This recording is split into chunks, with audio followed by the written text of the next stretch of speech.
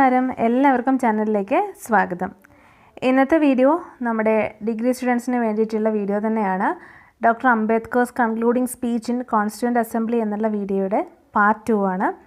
Part 1 ഒരുപാട് പേര് ഇഷ്ടപ്പെട്ടു എന്ന് പറഞ്ഞു. അപ്പോൾ നമുക്ക് പാർട്ട് 2 നോക്കാം. അപ്പോൾ അദ്ദേഹം പറഞ്ഞുകൊണ്ടിരിക്കുന്നത് എങ്ങനെയാണ് നമുക്ക് ശരിയായ രീതിയിൽ ഡെമോക്രസി ഇന്ത്യയിൽ അപ്ലൈ ചെയ്യാൻ പറ്റുന്നതെന്നാണ്. അതിലൊന്നാമത്തെ കാര്യം അദ്ദേഹം പറഞ്ഞത് എന്തായിരുന്നു? കോൺസ്റ്റിറ്റ്യൂഷണൽ മെത്തേഡ്സ് കറക്റ്റായിട്ട് തന്നെ സോഷ്യൽ അല്ലെങ്കിൽ എക്കണോമിക് ഒബ്ജക്റ്റീവ്സ് കൈവരിക്കുവാനായിട്ട് തന്നെ അത് നമ്മൾ യൂസ് ചെയ്യണമെന്നുള്ളതാണ് അദ്ദേഹം ഒന്നാമതായിട്ട് പറയുന്നത്. അപ്പോൾ അദ്ദേഹം പറയുന്നത് എല്ലാം നിയമത്തിൻ്റെ കീഴിലാവണം, എങ്കിൽ മാത്രമേ നമുക്ക് കോൺസ്റ്റിറ്റ്യൂഷണൽ മെത്തേഡ്സ് കറക്റ്റായിട്ട് പ്രാവർത്തികമാക്കാൻ പറ്റുള്ളൂ. അത് പറയുന്നുണ്ട്. രണ്ടാമതായിട്ട് അദ്ദേഹം പറയുന്നത് നമ്മളൊരിക്കലും നമ്മുടെ അഭിമാനത്തെ അടിയറവ് വെച്ചുകൊണ്ട് കാര്യങ്ങൾ ചെയ്യരുത്. ആ ഒരു രീതിയിലാണ് രണ്ടാമത്തെ കാര്യം അദ്ദേഹം പറയുന്നത്. അതായത് എപ്പോഴും പൊളിറ്റിക്സിൻ്റേതായ ഒരു രീതിയും നമ്മുടെ റിലിജ്യൻ അല്ലെങ്കിൽ നമ്മുടെ വിശ്വാസത്തിന് അതിൻ്റേതായ ഒരു രീതിയുമാണ്. ഇത് രണ്ടും കൂടി കൂട്ടിക്കുഴയ്ക്കരുത് എന്നുള്ള രീതിയിൽ അദ്ദേഹം സംസാരിക്കുന്നു. മൂന്നാമതായിട്ട് ഉള്ള കാര്യമാണ് നമ്മൾ ഇന്ന് പഠിക്കാൻ പോകുന്നത്. The third thing we must do is not to be content with mere political democracy. അതായത് ജനാധിപത്യം എന്നത് പൊളിറ്റിക്കൽ ഡെമോക്രസി ആയിട്ട് മാത്രം നിൽക്കരുത്. പൊളിറ്റിക്കൽ ഡെമോക്രസി എന്ന് പറയുമ്പോൾ എന്താണ്? ഗവൺമെൻറ് ഫോർമേഷനുമായിട്ട് റിലേറ്റഡ് ആയിട്ടുള്ള കാര്യം. അതായത് നമ്മളൊരു ഗവൺമെൻറ്റിനെ തിരഞ്ഞെടുക്കാൻ വേണ്ടിയിട്ട് അഡൽട്ട് സഫ്രേജ്, വിച്ച് മീൻസ് നമ്മൾ എന്താണ് 18 വയസ്സിൽ മേലെയുള്ള എല്ലാവരും വോട്ട് ചെയ്യുന്നു, നമ്മൾ നമ്മുടെ ഗവൺമെൻറ്റിനെ നമ്മളാൽ തിരഞ്ഞെടുക്കപ്പെടുന്നു. അപ്പോൾ ജനാധിപത്യം എന്നുള്ളത് വെറും ഒരു ഗവൺമെൻറ്റിനെ തിരഞ്ഞെടുക്കുന്ന കാര്യത്തിൽ മാത്രമായി ഒതുങ്ങരുത് എന്ന് അദ്ദേഹം പറയുന്നു. We must make our own political democracy a social democracy as well. Political ഡെമോക്രസിയിലൂടെ നമ്മൾ സോഷ്യൽ ഡെമോക്രസി കൂടി കൊണ്ടുവരണം. സോഷ്യൽ ഡെമോക്രസി എന്ന് പറയുമ്പോൾ സൊസൈറ്റിയിൽ ജനാധിപത്യത്തിൻ്റെ കാര്യങ്ങൾ അപ്ലൈ ചെയ്യുന്നതിനെയാണ് സോഷ്യൽ ഡെമോക്രസി എന്ന് പറയുന്നത്. അതായത് എല്ലാ കാര്യത്തിലും തുല്യത വേണം. ഫോർ എക്സാമ്പിൾ അൺടച്ചബിലിറ്റി പോലെയുള്ള സമൂഹത്തിൽ മാറ്റേണ്ടുന്ന അനാചാരങ്ങൾ മാറ്റണം, അല്ലേ? അൺടച്ചബിലിറ്റി എന്ന് പറയുമ്പോൾ എന്താണ്? ഒരു കൂട്ടം ആൾക്കാർക്ക് മാത്രം സമൂഹത്തിൽ എല്ലാ റോളും ഉണ്ട്. ഒരു താഴേക്കിടയിലുള്ള എന്ന് കരുതപ്പെടുന്ന ആൾക്കാർക്ക് ഒരു റോളുമില്ല. അവരെ തൊട്ടുകൂടാ, അവരുമായിട്ട് ഒരു കാര്യത്തിനും ഇൻക്ലൂഡ് ചെയ്തുകൂടാ, നമ്മുടെ ഒരു കാര്യത്തിൽ ഇൻക്ലൂഡ് ചെയ്തുകൂടാ. അങ്ങനെയൊക്കെയുള്ള കാര്യങ്ങളാണ് ഈ അൺടച്ചബിലിറ്റിയിൽ വരുന്നത്, തൊട്ടുകൂടായ്മയിൽ വരുന്നത്. അപ്പോൾ അദ്ദേഹം പറയുന്നത് എന്താണ്? ഡെമോക്രസിയുടെ ഏറ്റവും ഇമ്പോർട്ടൻ്റ് ആയിട്ടുള്ള കാര്യമാണ് ലിബർട്ടി, ഇക്വാലിറ്റി, ഫ്രെറ്റേണിറ്റി. സോ എല്ലാവരെയും തുല്യരായി കാണുക.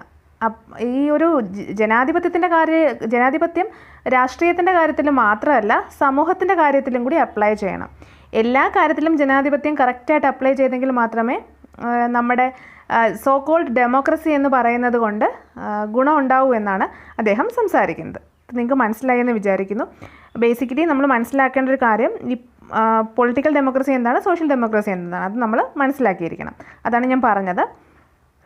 Political democracy cannot last unless there lies at the base of its social democracy. അപ്പോൾ അദ്ദേഹം പറയുന്നത് പൊളിറ്റിക്കൽ ഡെമോക്രസി ലാസ്റ്റ് ചെയ്യണമെങ്കിൽ അവിടെ സോഷ്യൽ ഡെമോക്രസിയും വേണം.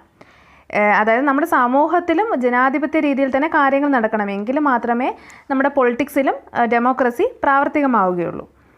What does social democracy mean? അപ്പോൾ അദ്ദേഹം പറയുകയാണ് എന്താണ് സോഷ്യൽ ഡെമോക്രസി എന്നതുകൊണ്ട് ഉദ്ദേശിക്കുന്നത്.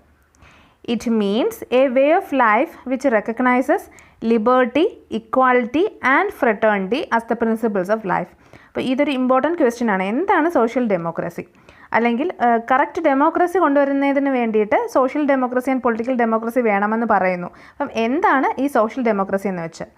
സോഷ്യൽ ഡെമോക്രസി എന്ന് പറയുന്നത് നമ്മുടെ ലൈഫിൽ ലിബർട്ടി, ഇക്വാലിറ്റി ആൻഡ് ഫ്രെറ്റേണിറ്റി എന്ന ഈ പ്രിൻസിപ്പിൾ നമ്മൾ കൊണ്ടുവരുന്നതാണ്. ഓക്കെ, ലിബർട്ടി എന്ന് പറയുമ്പോൾ എന്താണ്? സ്വാതന്ത്ര്യം, അല്ലേ? ഇക്വാലിറ്റി എന്ന് പറയുമ്പോൾ തുല്യത അല്ലെങ്കിൽ സമത്വം. ഫ്രെറ്റേണിറ്റി എന്ന് പറയുമ്പോൾ സാഹോദര്യം. ഈ 3 കാര്യങ്ങളാണ് ജനാധിപത്യത്തിൻ്റെ കാതലായ കാര്യമെന്ന് പറയുന്നത്. ഓക്കെ, അപ്പോൾ ഈ ജനാധിപത്യത്തിൻ്റെ ഈ കാര്യങ്ങൾ സാമൂഹിക ജീവിതത്തിലും കൊണ്ടുവരണം, രാഷ്ട്രീയ ജീവിതത്തിലും കൊണ്ടുവരണം. രാഷ്ട്രീയ ജീവിതത്തിൽ എല്ലാവരും തുല്യരാണ്. 18 വയസ്സിന് മുകളിലുള്ള പ്രായഭേദമന്യേ, ലിംഗഭേദമന്യേ എല്ലാവർക്കും വോട്ട് ചെയ്യാനുള്ള അവകാശമുണ്ട്. അതേപോലെ നമ്മുടെ സമൂഹത്തിൽ എല്ലാവരും തുല്യരാണ് എന്നുള്ളൊരു കാര്യം നമ്മൾ മനസ്സിലാക്കിയിരിക്കണം. സമൂഹത്തിലും സമത്വവും അതുപോലെ തന്നെ ഇക്വാളിറ്റിയും സാഹോദര്യവും ഒക്കെ തന്നെ വേണം. These principles of liberty, equality and fraternity are not to be treated as separate items in a trinity. അപ്പോൾ അദ്ദേഹം പറയുന്നത് ലിബർട്ടി, ഇക്വാലിറ്റി ആൻഡ് ഫ്രെറ്റേണിറ്റി എന്നുള്ള ഈ 3 പ്രിൻസിപ്പിൾസും ഒരിക്കലും ഒറ്റയ്ക്ക് നമ്മൾ കൈകാര്യം ചെയ്യാൻ പാടില്ല. ഇത് 3ഉം ഒരേ സമയം നമുക്ക് വേണം.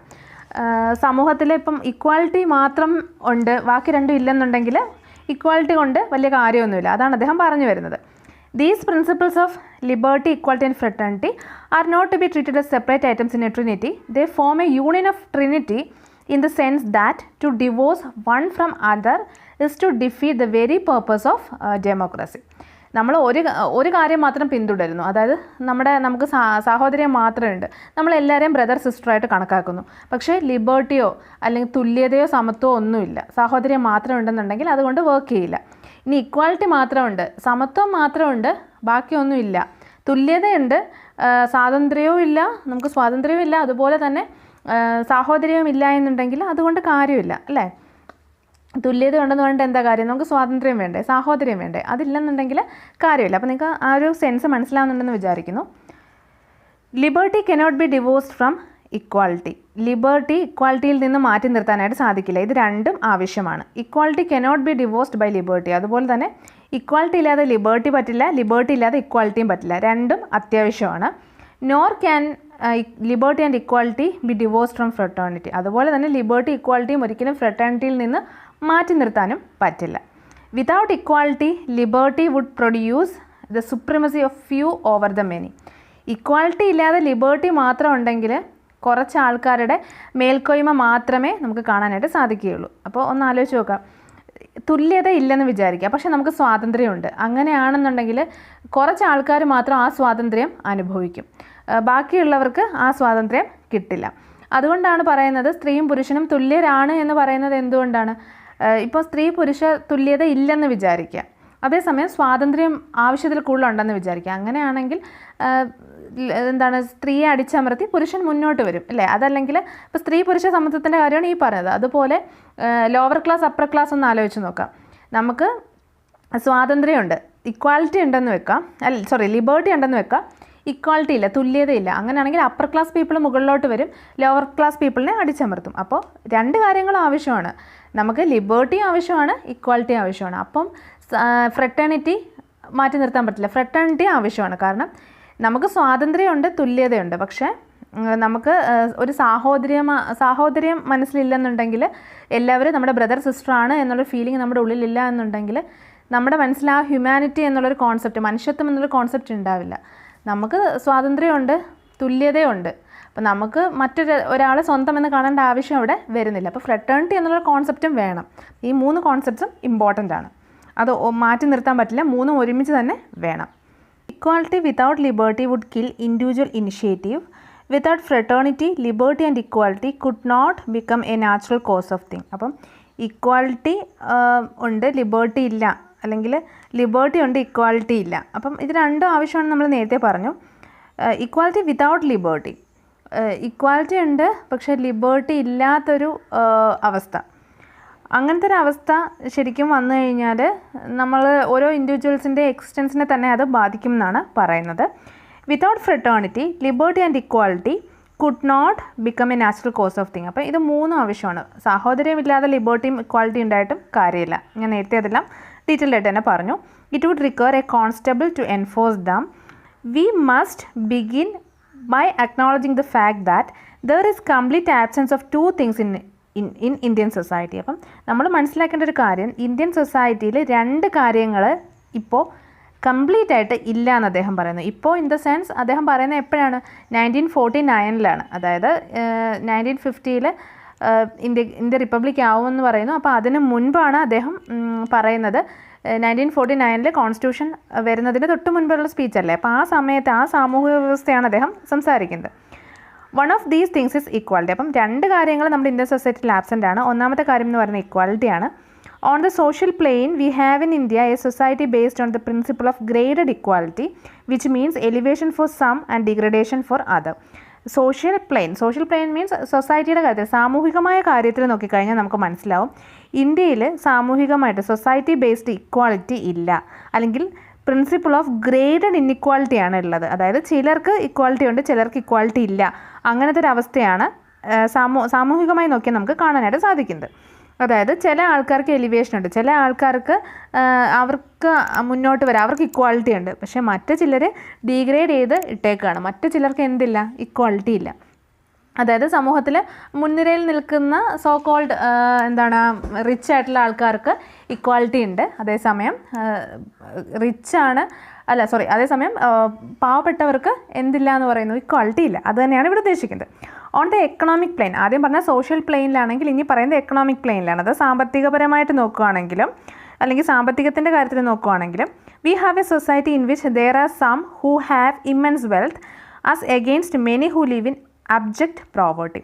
സമൂഹത്തിൻ്റെ കാര്യത്തിൽ സാമ്പത്തികപരമായിട്ട് നോക്കുകയാണെങ്കിലും കുറേ ആൾക്കാർ റിച്ചാണ്, മറ്റ് ചില ആൾക്കാർക്ക് ദാരിദ്ര്യം മാത്രമേ ഉള്ളൂ. അവർക്ക് ഒന്നും സമൂഹത്തിലെ ഒരു ബെനിഫിറ്റ്സും അവർക്ക് അനുഭവിക്കാനായിട്ട് സാധിക്കുന്നില്ല.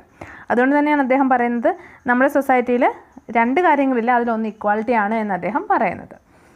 നിങ്ങൾക്കിപ്പോൾ വൈറ്റ് ടൈഗർ എന്നുള്ള അരവിന്ദ് അടിയുടെ നോവലോ അല്ലെങ്കിൽ മുൾക്ക് രാജാനന്ദിൻ്റെ അൺടച്ചബിലിറ്റി ഒക്കെ എടുക്കുകയാണെങ്കിൽ ഈ ഒരു ഇഷ്യൂ നമുക്ക് നന്നായിട്ട് ആ നോവലിൽ കാണാനായിട്ട് സാധിക്കും. ശരിക്കും ഈ ഒരു സാമൂഹിക വ്യവസ്ഥയാണ് ആ നോവലിലൂടെ ആ രണ്ട് റൈറ്റേഴ്സും റിഫ്ലക്റ്റ് ചെയ്യുന്നത്. ഞാൻ വെറുതെ പറയല്ല, നിങ്ങൾക്ക് ഇതൊക്കെ വേണമെങ്കിൽ നിങ്ങളുടെ എസ്സേയിലോ ഒക്കെ വേണമെങ്കിൽ ഇത് ഇൻക്ലൂഡ് ചെയ്യാവുന്ന പോയിൻ്റാണ് കേട്ടോ. ആ നോവലിലൊക്കെ പറയുന്ന പോലെ എന്ന് പറഞ്ഞിട്ട് വേണമെങ്കിൽ നിങ്ങൾക്ക് പറയാം. On 26th January 1950 we are going to enter into a life of contradictions. അപ്പോൾ 1950 26 ജനുവരി ആകുമ്പോഴത്തേക്കും നമ്മൾ പോകാൻ പോകുന്നത് ഇതുപോലുള്ള ചില വിരോധാഭാസങ്ങളിലേക്കാണ്, അല്ലെങ്കിൽ കോൺട്രഡിക്ഷൻസിലേക്കാണ്. In politics we will have equality and in social and economic life we will have inequality. പൊളിറ്റിക്സിൽ നമുക്ക് ഇക്വാലിറ്റി ഉണ്ട്, വോട്ട് ചെയ്യാൻ എല്ലാവർക്കും തുല്യ അവകാശമാണ്. പക്ഷേ സമൂഹത്തിൻ്റെ സോഷ്യൽ ആൻഡ് എക്കണോമിക് കാര്യത്തിൽ സാമൂഹികമായും സാമ്പത്തികമായും നോക്കുമ്പോൾ ഇക്വാലിറ്റി ഇല്ല, അവിടെ ഇൻഇക്വാലിറ്റിയാണ്. കാരണം റിച്ച് പീപ്പിളിൻ്റെയും പുവർ പീപ്പിളിൻ്റെയും വോട്ടുണ്ടെങ്കിൽ മാത്രമേ മുന്നോട്ട് വരാൻ പറ്റുള്ളൂ. അപ്പം പൊളിറ്റിക്സിൻ്റെ കാര്യത്തിൽ എല്ലാവരും ഈക്വലാണ്, പക്ഷേ സാമ്പത്തികമായിട്ടും സാമൂഹികമായിട്ടും ഇൻഈക്വൽ അല്ലെങ്കിൽ ഇൻഇക്വാലിറ്റിയാണുള്ളത്.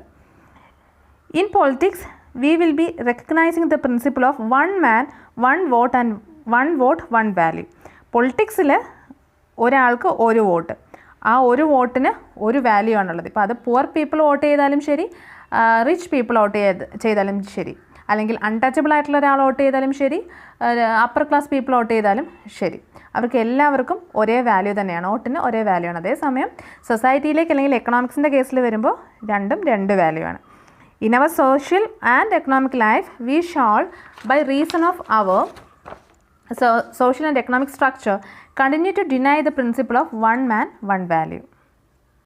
In our social and economic life we shall by reason of our social and economic structure continue to deny the principle of one man one value. അതേസമയം സോഷ്യൽ ആൻഡ് എക്കണോമിക് സ്ട്രക്ചർ നോക്കുമ്പോൾ one man one value എന്നുള്ളൊരു കാര്യം അവർ deny ചെയ്യുകയാണ്, അവർ നിഷേധിക്കുകയാണ് ചെയ്യുന്നത്. രാഷ്ട്രീയം അല്ലെങ്കിൽ politics ഗവൺമെൻറ്റിൻ്റെ കാര്യത്തിൽ നോക്കുമ്പോൾ എല്ലാവർക്കും തുല്യ അവകാശമാണെന്ന് പറയുന്നു, എല്ലാവരും വോട്ട് ചെയ്തേ പറ്റുള്ളൂ, ആ വോട്ടിന് ഒരു വാല്യൂ ആണ്. അതേസമയം സാമൂഹികമായിട്ടും സാമ്പത്തികമായിട്ടും നോക്കുമ്പോൾ അങ്ങനെയല്ല, പാവപ്പെട്ടവന് ഒരു വിലയും അതുപോലെ പണക്കാരന് മറ്റൊരു വിലയുമാണ്. അല്ലെങ്കിൽ സമൂഹത്തിൽ ഉന്നത ജാതിയിൽപ്പെട്ട ആൾക്കാർക്ക് പ്രത്യേക ഒരു സ്റ്റേറ്റസും താഴേക്കിടയിൽ നിൽക്കുന്ന അൺടച്ചബിൾസ് എന്ന് പറയുന്ന ആൾക്കാർക്ക് മറ്റൊരു സ്റ്റേറ്റസുമാണ്. അതാണ് അദ്ദേഹം സംസാരിക്കുന്നത്. How long shall we continue to deny equality in our social and economic life?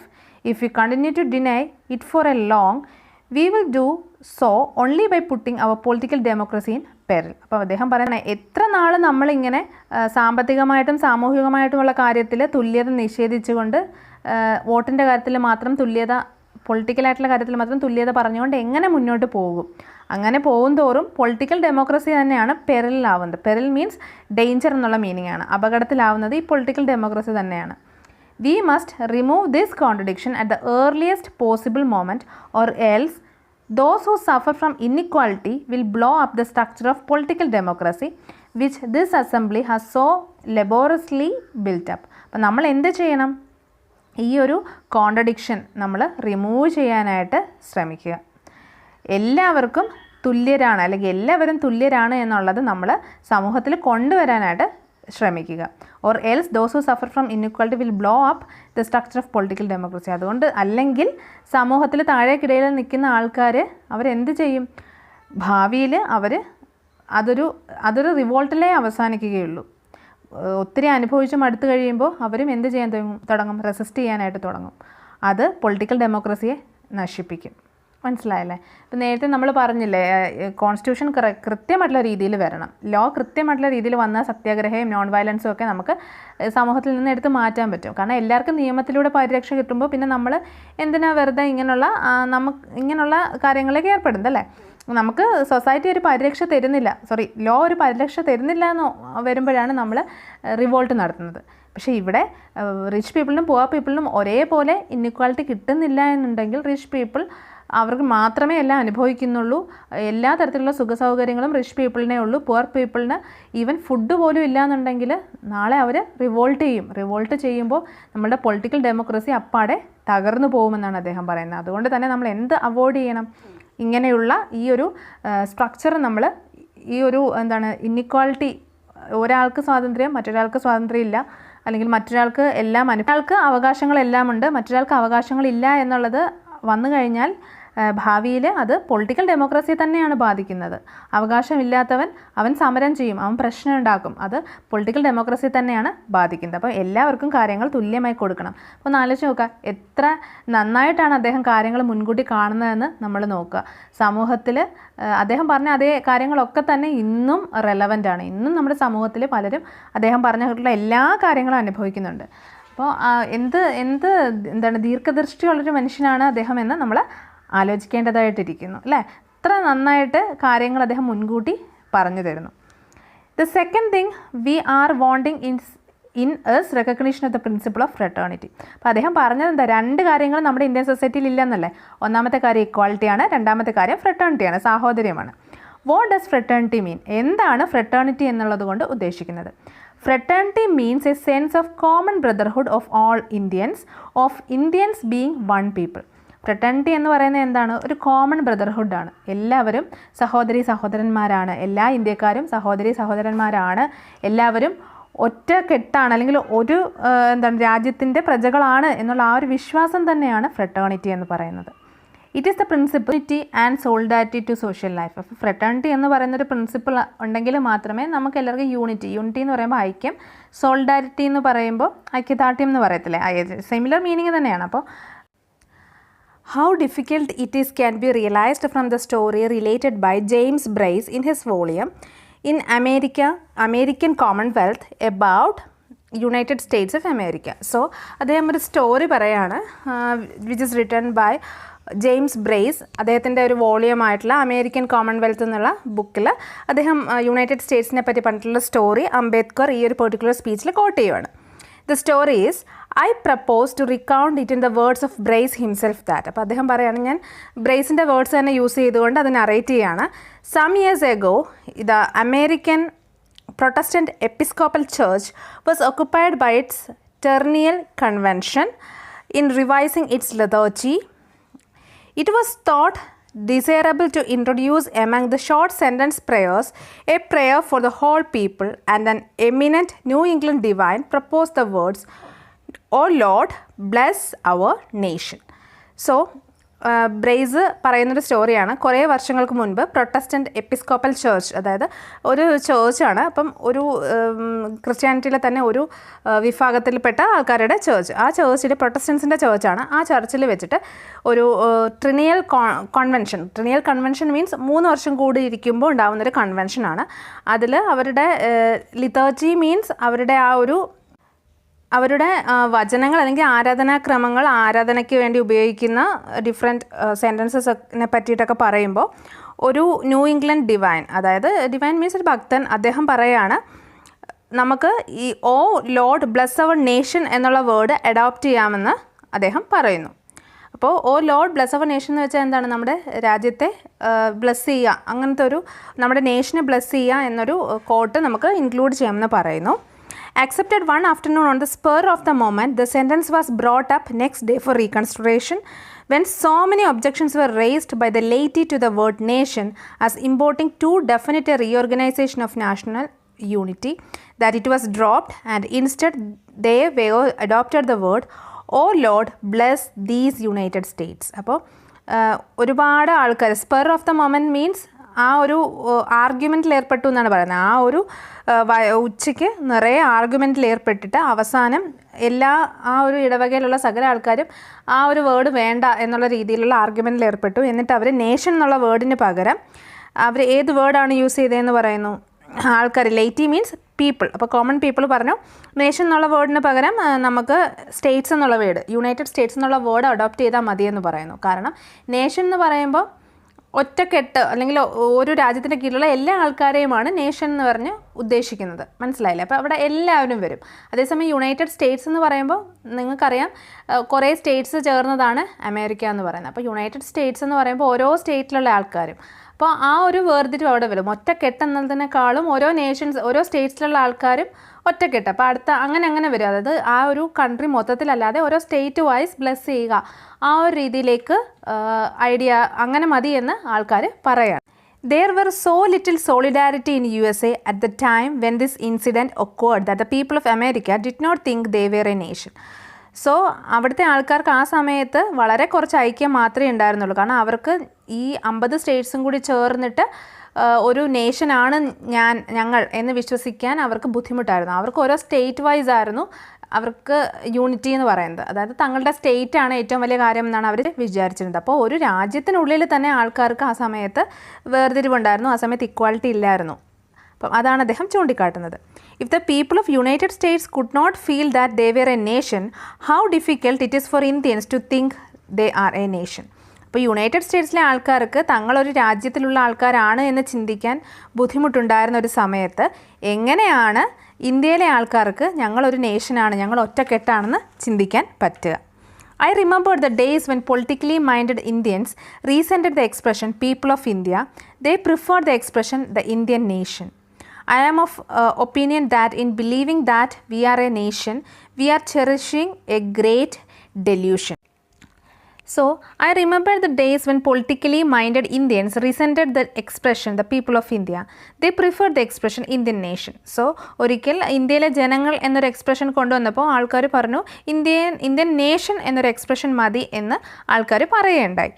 I am of the opinion that in believing that we are a nation, we are cherishing a great delusion. അപ്പോൾ അദ്ദേഹം പറയുന്നൊരു കാര്യം, നമ്മളൊരു നേഷനാണ്, നമ്മൾ ഒറ്റക്കെട്ടാണ്, നമ്മളൊരു രാജ്യത്തിൻ്റെ പ്രജകളാണ് എന്ന് പറയുമ്പോഴും നമ്മളൊരു ഡെല്യൂഷൻ മീൻസ് വഞ്ചന, നമ്മളൊരു വഞ്ചനയാണ് കാണിക്കുന്നത്, അല്ലെങ്കിൽ നമ്മൾ ഒരു തെറ്റായ കാര്യമാണ് കാണിക്കുന്നത് അദ്ദേഹം പറയുന്നു.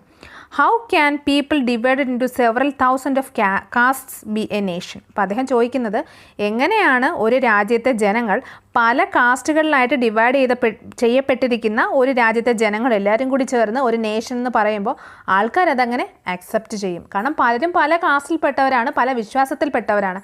അവരെങ്ങനെയാണത് അക്സെപ്റ്റ് ചെയ്യുക? ഈ ഒരു സംഭവം വായിച്ചപ്പോൾ നമ്മളിൽ പലരും ചിന്തിക്കുന്നുണ്ടാവും, അത് എന്തുകൊണ്ടാണ് പല കാസ്റ്റിൽപ്പെട്ട ആൾക്കാർ അവർക്കൊരു നേഷനാണെന്ന് ചിന്തിച്ചൂടെ എന്ന് നമ്മൾ ചിന്തിക്കുന്നുണ്ടാവും. കാരണം ഇന്ത്യ എന്ന് പറയുന്നത് പല മതങ്ങളിലുള്ള ആൾക്കാർ വസിക്കുന്ന ഒരു രാജ്യമാണ്. അപ്പോൾ അവിടുത്തെ ആൾക്കാർക്ക് എന്തുകൊണ്ട് ഒറ്റക്കെട്ടായിട്ട് നിന്നുകൂടാ എന്നതിനെപ്പറ്റി നമ്മൾ ചിന്തിക്കുന്നുണ്ടാവും. ഇതിൻ്റെ യഥാർത്ഥ ഒരു സ്ഥിതി എന്താണെന്ന് വെച്ചാൽ, ഞാൻ നേരത്തെ 2 വർക്കിനെ പറ്റി നിങ്ങളടുത്ത് പറഞ്ഞിരുന്നു. അരവിന്ദ് അഡിഗയുടെ വർക്കായ വൈറ്റ് ടൈഗർ, അതുപോലെ തന്നെ മുൽക്ക് രാജ് ആനന്ദിൻ്റെ വർക്കായ അൺടച്ചബിൾസ്. അപ്പോൾ ഈ 2 വർക്ക് വായിച്ചു കഴിഞ്ഞാൽ തന്നെ ഇന്ത്യയുടെ ഒരു സ്ഥിതി എന്തായിരുന്നു എന്ന് നമുക്ക് മനസ്സിലാവും. കുറച്ചും കൂടി റീസെൻ്റ് ആയിട്ടുള്ള കാര്യമാണ് വൈറ്റ് ടൈഗറിൽ പറയുന്നതെങ്കിൽ ഇൻഡിപെൻഡൻറ്റ് ഇന്ത്യയുടെ ടൈമിലുള്ള കാര്യമാണ് അൺടച്ചബിളിൽ പറയുന്നത്. അതായത് ഗാന്ധിജിയൊക്കെ ഉണ്ടായിരുന്ന ആ ഒരു സമയത്തെ കാര്യമാണ് അൺടച്ചബിൾ എന്നുള്ള നോവലിൽ വളരെ മനോഹരമായിട്ട് ആ ഒരു റിയാലിറ്റി പോർട്രേ ചെയ്തിട്ടുണ്ട്. കാരണം ഒരു കാസ്റ്റിൽ തന്നെ, ഈവൻ ആ അൺടച്ചബിൾ എന്ന് പറഞ്ഞ കാസ്റ്റിൽ തന്നെ പല ഡിവിഷൻസ് ഉണ്ട്.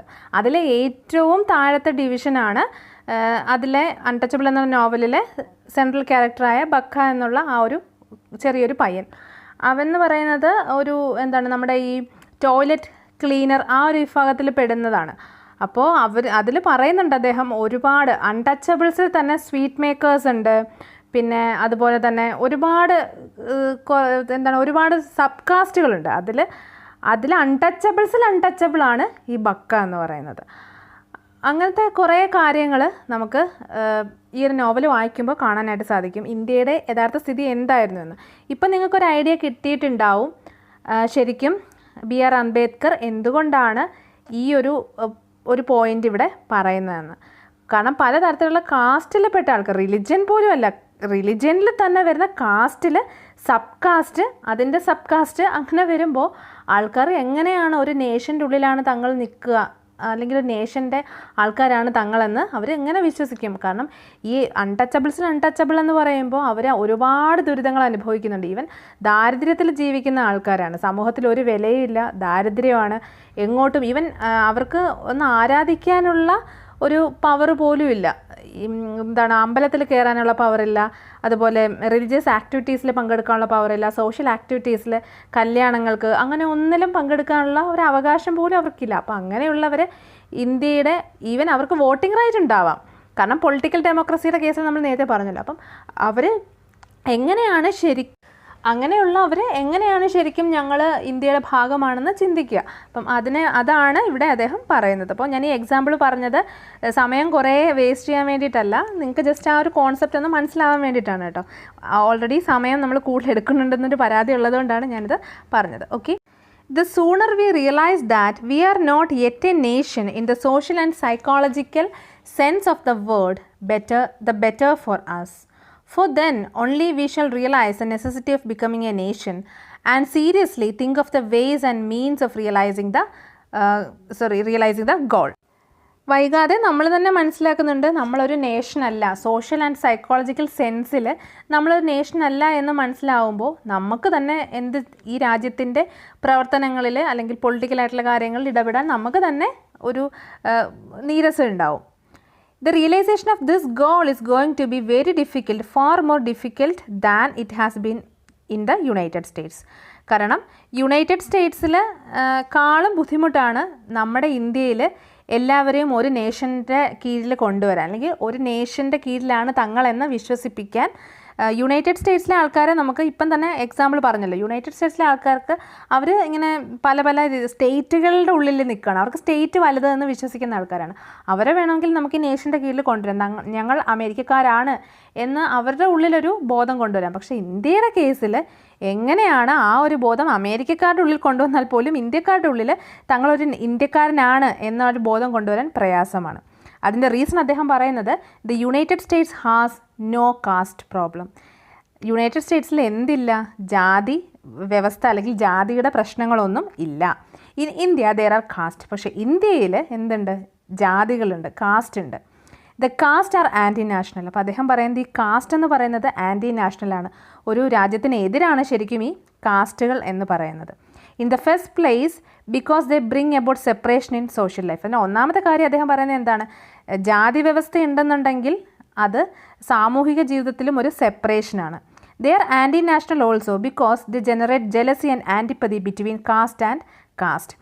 അതായത് സബ് കാസ്റ്റുകൾ ഉണ്ടെന്ന്, കാസ്റ്റും സബ് കാസ്റ്റും ഒക്കെ ഉണ്ടെന്നുണ്ടെങ്കിൽ അത് ആൾക്കാരുടെ ഉള്ളിലൊരു അസൂയയും അതുപോലെ തന്നെ ഒരു വേർതിരിവും ഒക്കെ തന്നെ ഉണ്ടാക്കും. ഓരോ കാസ്റ്റ് ബൈ കാസ്റ്റ്, നേരത്തെ പറഞ്ഞു ഉയർന്ന കാസ്റ്റിലുള്ളവർക്ക് സെയിം റിലിജൻ്റെ കീഴിലാണെന്ന് ഓർക്കണം.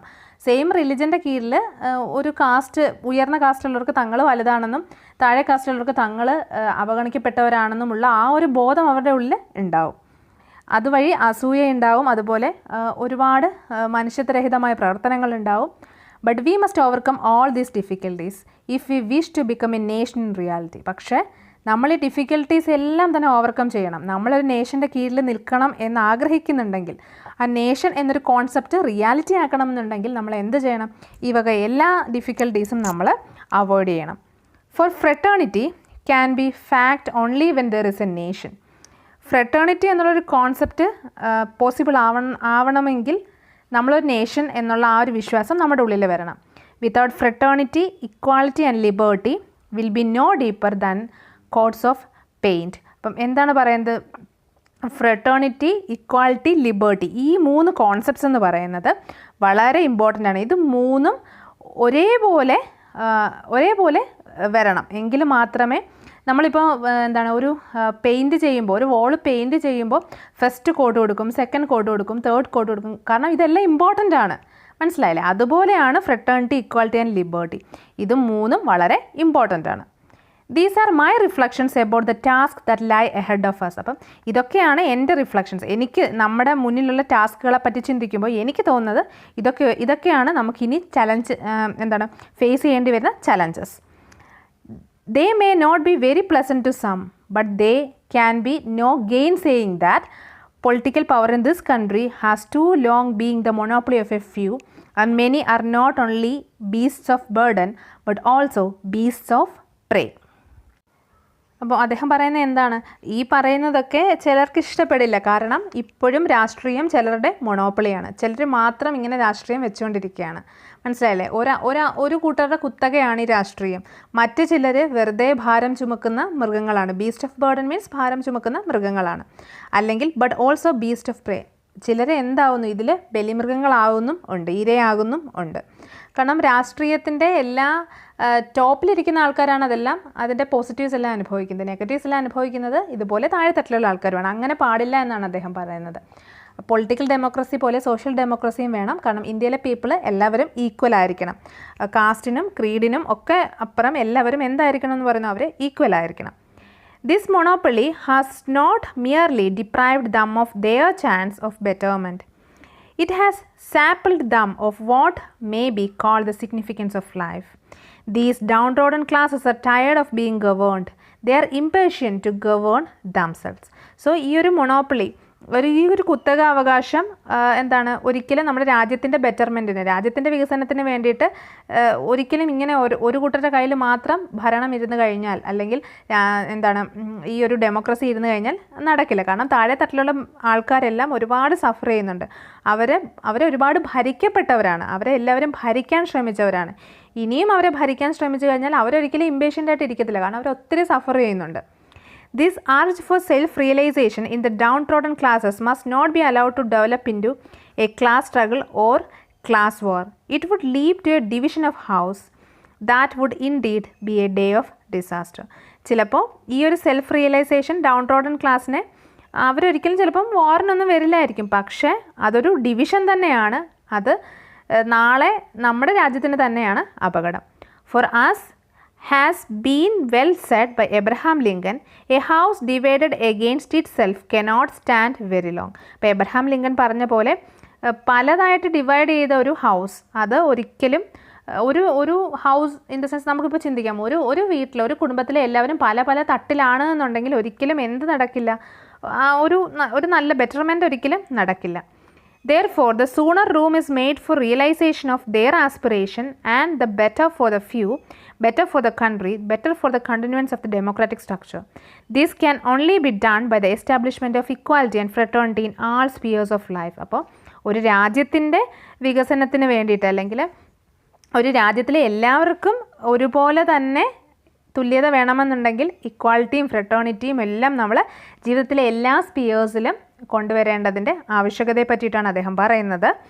That is why I have laid so much stress on them. അതുകൊണ്ട് തന്നെയാണ് സാഹോദര്യത്തിനെയും സമത്വത്തിനെയും അതുപോലെ തന്നെ ഇക്വാലിറ്റി, ഫ്രട്ടേണിറ്റി, ലിബേർട്ടിയെ പറ്റിയിട്ട് അദ്ദേഹം ഇത്രയും സ്ട്രെസ് കൊടുക്കുന്നതെന്നാണ് അദ്ദേഹം പറയുന്നത്. അപ്പോൾ എബ്രഹാം ലിങ്കൻ്റെ ഒരു കോട്ട് ഇവിടെ പറയുന്നുണ്ട്, എല്ലാവരും ഒറ്റക്കെട്ടായിട്ടാണ് നിൽക്കേണ്ടത്, അല്ലാതെ ഡിവൈഡ് ചെയ്ത് നിന്ന് കഴിഞ്ഞാൽ ഒരിക്കലും നമുക്ക് എന്ത് ചെയ്യാൻ പറ്റില്ലെന്ന് പറയുന്നു, നമ്മുടെ രാജ്യത്തിൻ്റെ ബെറ്റർമെൻറ്റിന് പോസിബിൾ ആവത്തില്ല.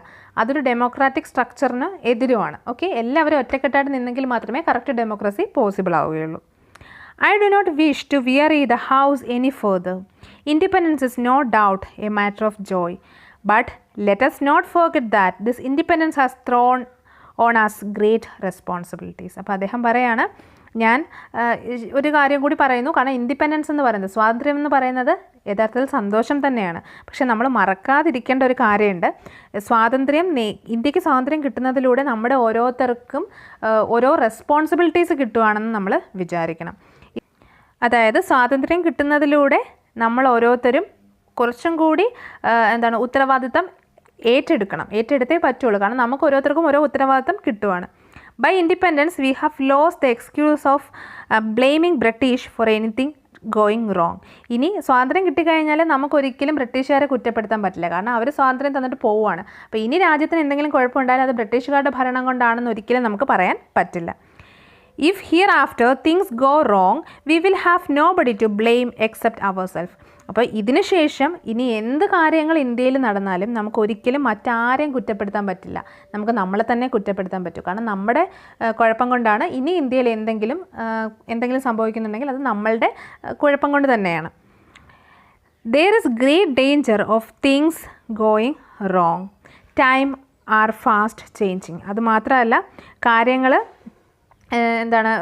റോങ് ആയിട്ട് പോകാനുള്ള ചാൻസസും ഉണ്ട്. അത് നമ്മൾ മനസ്സിലാക്കണം. സമയം ഇങ്ങനെ ഫാസ്റ്റായിട്ട് മാറിക്കൊണ്ടേയിരിക്കുകയാണ്. People including our own are being moved by new ideologies. അപ്പോൾ ഓരോ ആൾക്കാരും പുതിയ ഐഡിയോളജീസ് മനസ്സിലാക്കിക്കൊണ്ടേയിരിക്കുന്നു. അവർ പുതിയ ഐഡിയോളജീസ് സ്വീകരിച്ചുകൊണ്ടേയിരിക്കുന്നു. They are getting tired of government by the people. അതുമാത്രമല്ല അവർ ഇനിയും കാര്യങ്ങൾ മനസ്സിലാവുമ്പോൾ അവർ തിരഞ്ഞെടുത്ത ഗവൺമെൻറ് നല്ലതല്ല എന്ന് അവർക്ക് തോന്നും. അപ്പോൾ അവരിങ്ങനെ മാറിക്കൊണ്ടേയിരിക്കും. കാരണം ജനങ്ങൾ പുതിയ പുതിയ കാര്യങ്ങൾ പഠിച്ചു വരുന്നു, പുതിയ പുതിയ ഐഡിയോളജീസിൽ വിശ്വസിക്കുകയും ചെയ്യുന്നു. They are prepared to have a government for the people and by the people. അപ്പോൾ അവർ ജനങ്ങൾക്ക് വേണ്ടി, ജനങ്ങളാൽ തിരഞ്ഞെടുക്കുന്ന ഒരു ഗവൺമെൻറ്റിന് വേണ്ടി അവർ പ്രിപ്പയർഡ് ആയി കഴിഞ്ഞു.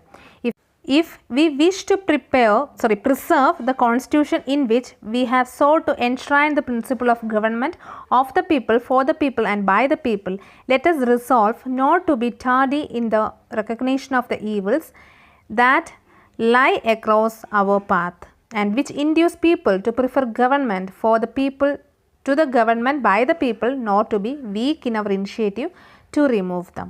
അപ്പോൾ നമ്മൾ ഈ കോൺസ്റ്റിറ്റ്യൂഷനെ പ്രിസർവ് ചെയ്യണമെന്നുണ്ടെങ്കിൽ, അതായത് ഡെമോക്രസി എന്നുള്ള പ്രിൻസിപ്പിൾ, ഡെമോക്രസിയുടെ ഉള്ളിൽ തന്നെ എന്താണ് പറയുന്നത്? For the people, of the people, by the people, for the people, അല്ലേ? അപ്പോൾ ജനങ്ങളാൽ, ജനങ്ങൾക്ക് വേണ്ടി, ജനങ്ങൾ തിരഞ്ഞെടുക്കപ്പെട്ട ജനങ്ങളിൽ ഒരാളാണ് നമ്മുടെ ഗവൺമെൻറ്, അല്ലേ? അങ്ങനെ കുറച്ച് പേരെയാണ് നമ്മൾ റെപ്രസെൻറ്റ് ചെയ്തിരിക്കുന്നത്. അപ്പോൾ ആ ഒരു കാര്യം നമ്മൾ മനസ്സിലാക്കുക. ആൻഡ് നമ്മൾ ഒരിക്കലും എന്തിന് തളരരുത് എന്നാണ് പറയുന്നത്?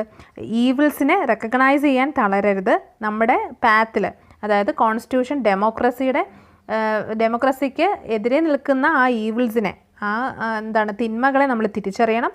അതിനെ റിമൂവ് ചെയ്യുന്ന കാര്യത്തിൽ ഒരിക്കലും നമ്മൾ ഒരു രീതിയിലുള്ള തളർച്ചയും കാണിക്കരുത്. അതുമാത്രമല്ല, നമ്മൾ മനസ്സിലാക്കേണ്ട മറ്റൊരു കാര്യം കൂടിയുണ്ട്. നമുക്ക് പീപ്പിളിനെ, ഗവൺമെൻറ്റിനെ ഇലക്ട് ചെയ്യാനുള്ള പവർ മാത്രമല്ല, റിമൂവ് ചെയ്യാനുള്ള പവറും ഉണ്ട്. നമ്മൾക്ക് പറ്റുന്നൊരു ഗവൺമെൻറ് അല്ല എന്ന് തോന്നിക്കഴിഞ്ഞാൽ അതിനെ റിമൂവ് ചെയ്യാനുള്ള പവറും ആർക്ക് തന്നെയാണുള്ളത്? പീപ്പിളിന് തന്നെയാണുള്ളത്. അതുകൊണ്ട് നമ്മൾ ആ ഒരു സത്യം കൂടി മനസ്സിലാക്കണമെന്ന് അദ്ദേഹം പറയുന്നു. That is the only way to serve the country. അപ്പോൾ അദ്ദേഹം പറയുന്നത് എന്താണ്? That is the only way to serve the country I know of no better. അപ്പോൾ അദ്ദേഹം പറയുന്നത് ഇതാണ് നമ്മുടെ രാജ്യത്തെ സെർവ് ചെയ്യാനുള്ള ഒരേ ഒരു വഴി, അതാണ് അദ്ദേഹത്തിന് തോന്നുന്നതെന്നാണ് അദ്ദേഹം ഈ സ്പീച്ചിലൂടെ പറയുന്നു. ഈ സ്പീച്ച് അങ്ങനെ അദ്ദേഹം കൺക്ലൂഡ് ചെയ്യുകയാണ്. നിങ്ങൾക്ക് ഈ സ്പീച്ച് മനസ്സിലായി എന്ന് വിചാരിക്കുന്നു. ഒരുവിധം ഡിഫിക്കൽട്ടായിട്ടുള്ള അർത്ഥങ്ങളൊക്കെ പറഞ്ഞിട്ട് തന്നെയാണ് കേട്ടോ ഞാൻ ഈ ഒരു സ്പീച്ച് കംപ്ലീറ്റ് ചെയ്തിരിക്കുന്നത്. ഇൻ കേസ് എന്തെങ്കിലും ഡൗട്ട്സ് ഉണ്ടെന്നുണ്ടെങ്കിൽ മെയിൽ ചെയ്യുക, അല്ലെങ്കിൽ കമൻറ്റ് ചെയ്യുക. അപ്പോൾ ഇത്രയേ ഉള്ളൂ ഇന്നത്തെ വീഡിയോ നിങ്ങൾക്ക് ഇഷ്ടമായെന്ന് വിചാരിക്കുന്നു. ഇഷ്ടമായിട്ടുണ്ടെങ്കിൽ തീർച്ചയായിട്ടും നിങ്ങളുടെ ഫ്രണ്ട്സിനൊക്കെ ഷെയർ ചെയ്യുക. നിങ്ങൾക്ക് ഹെൽപ്ഫുൾ ആവുന്നുണ്ടെങ്കിൽ തീർച്ചയായിട്ടും ചാനൽ സബ്സ്ക്രൈബ് ചെയ്യുക. Happy learning and thank you.